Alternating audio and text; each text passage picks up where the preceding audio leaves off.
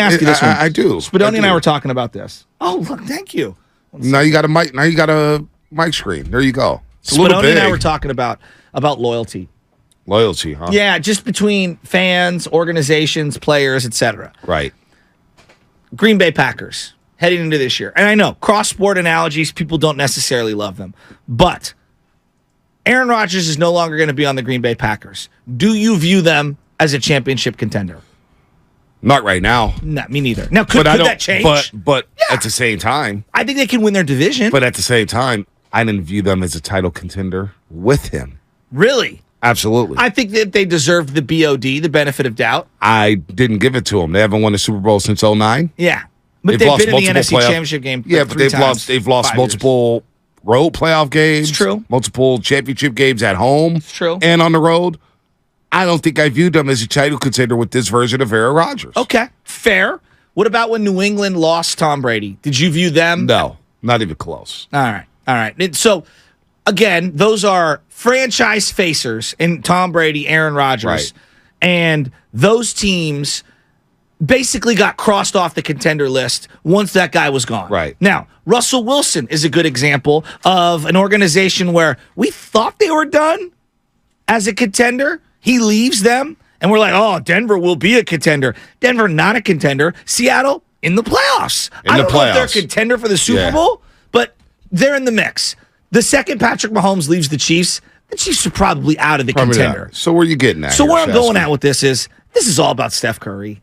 I mean, this is all about Steph Curry. And if you want to be loyal to Steph Curry and you want to win a championship with Steph Curry, and that's what your loyalty is to the ultimate prize, winning championships, everything needs to be on the table.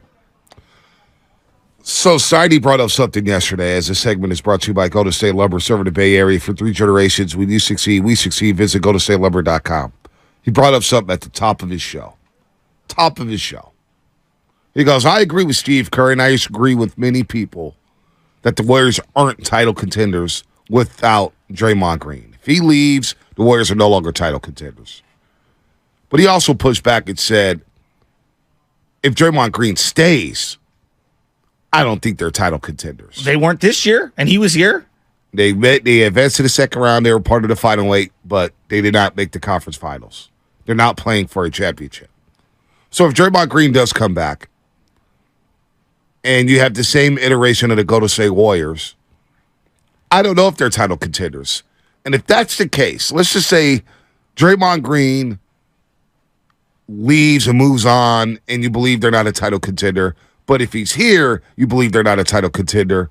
I lean towards just letting them walk there, release some payroll, and release some of the baggage that's off the floor. What's bigger right now in terms of for the growth of the organization and everyone else around? I think is it the money or is it just having more oxygen in the room with less Draymond? I think all those things are true. Money, the noise, the chat, the chatter. Let me ask. I want to ask the feds. 888-957-9570.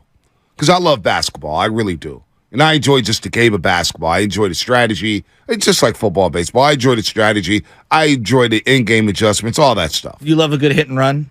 I love a good hit and run. You like a good smoke screen? I do love a good smoke screen. A little floppy set? I do love the floppy. I love the elevators. I love the horns. I knew you were going to I love the UCLA. I love the pick and roll. I love it all. Little Princeton backdoor. Love it all. Love it all.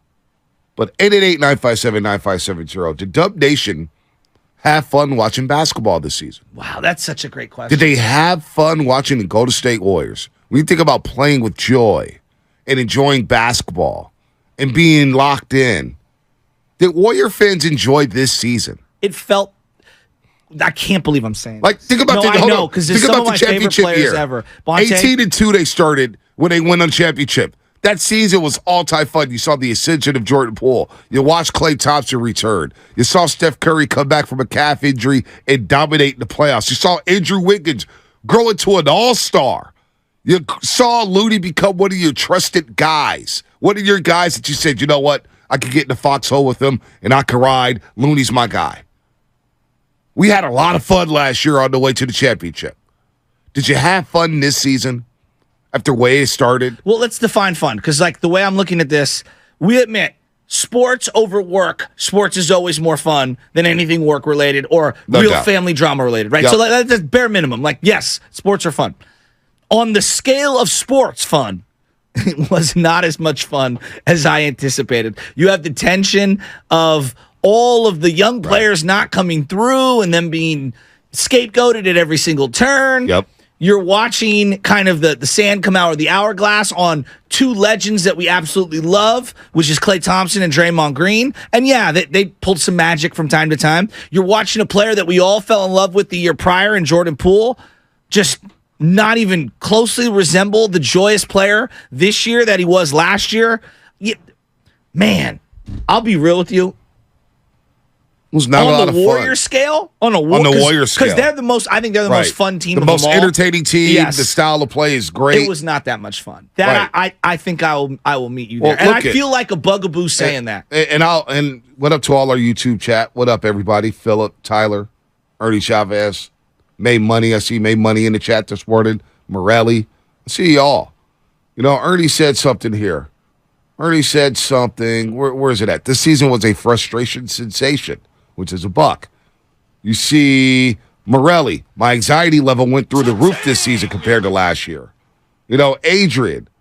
This season was bad. Adrian! This season was bad. I knew they were done with the road record. And now, as we break down fun and what was fun and did you enjoy the season, we're going to get to Klay Thompson and what the Warriors should do about Klay Thompson and what his role is moving forward, what his role should be moving forward. Well, how would you assess his season? We know about the playoffs. The playoffs are not good. But how would you assess his season, Klay Thompson, that is? And I know everybody's going to point to the $43 million he's making next season. Is that a guy you really want to move on from this season? Forget about Draymond Green for a second. Forget about Poole. Let's lock in on Klay Thompson with everything that's going on. Bonte, I love the whole process. Watching Steve Kerr try to build something out of chaos. That's Dublin Marge.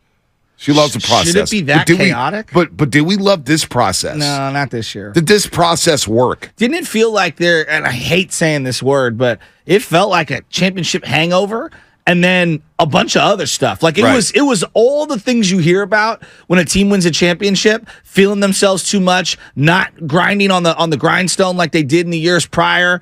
The disease of more, the disease of me, as Pat Riley's talked about. Right. You asked me, like, was it fun?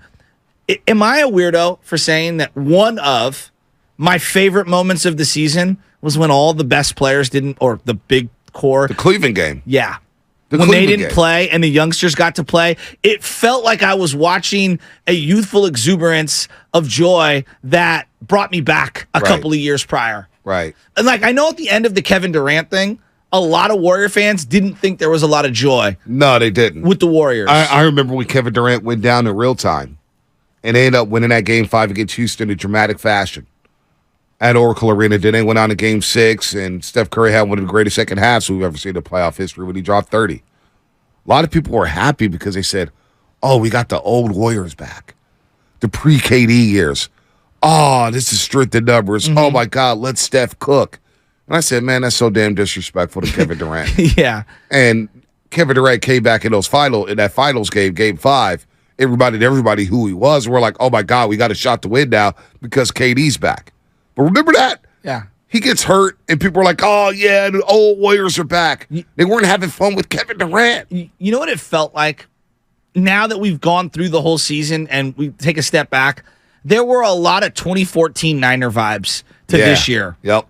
Look at Fat Thor on Comcast Business Text Line. On a Comcast Business Text Line. I watch every game with my father-in-law. It's been appointment TV for years. This year was a weird watch.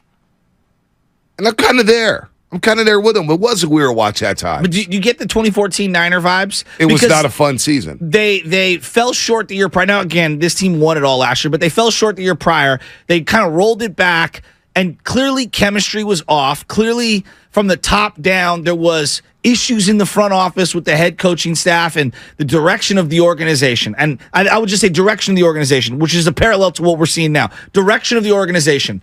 Playing young players, playing two-way players. Do we keep guys wanting contract extensions, players declining, the head coach being a little weird with some of the, fixation with some of the players on the roster. Did it feel like it was over, though? because 2014 with the Niners, it felt like it was over. It felt like that regime, No, I agree. that window was closed. Well, that's the differentiator Right. between then and now. Like, because now you still have Steph Curry. yeah, And I don't believe he's going anywhere. well, remember when the New England Patriots had to kind of reload at the end of the Tom Brady Yep. era? They lose to the New York Giants, okay? And everyone's kind of like, I think it was 2011 where they ended up losing to the New York Giants. Everyone's like, all right, that's about it for Brady and the Patriots. And that was when they had, Wes Welker and all those guys. Wes Welker would end up going on. Nobody saw Edelman coming back around. Nobody saw the ascension of Gronk to the level of what he would become. And Amendola. And all of them James changing White. the way that they did. And they bottled that thing up. And they found a way to get to, what was it, 3 or 4 straight Super Bowls? Well, they beat the Seahawks. They lost to the Eagles. They beat the Rams. Falcons. So, yeah, no, they reloaded. But they had to reload. They reloaded. And the Warriors may have to reload. And who do you reload with? Steiny brought this up. He goes, all right, I'll give you that. You're not a contender without Draymond Green. But with Draymond Green, are you a contender? I think a lot of people right now feel like Mike Malone. Somebody brought up Mike Malone's press conference on the chat the Comcast Business Text line. I was actually watching Mike Malone's presser last night after the Nuggets went up 2-0 on them Lakers, and he said some very profound things. And one thing that stuck out to me was somebody asked him a question about Bruce Brown, and it's like, you got these specialists, and he goes, "Look here, brother, specialists don't play during this time of the season. You have to be a baller." Basically, is what he said. He said specialists don't play in the playoffs. Well, the Warriors have a ton of specialists. Exactly. I would say almost too many. And Draymond Green. I would call them one-way players. One-way players. And Bruce Brown, you see the way he's playing for Denver? Looks like a two-way player. I know. Kentavious Caldwell-Pope looks like a two-way player. What do you know? Jamal Murray, 4 steals, trying to play like a two-way player. What do you know about Michael Porter Jr.? He looks so good. Michael Porter Jr. is all of a sudden playing defense and dropping 16 and 7. Well, did you hear Aaron Gordon got asked about team chemistry? And he was basically talking about how much he loves his guys and the grind and everything. And this is a team that he joined at the deadline last year.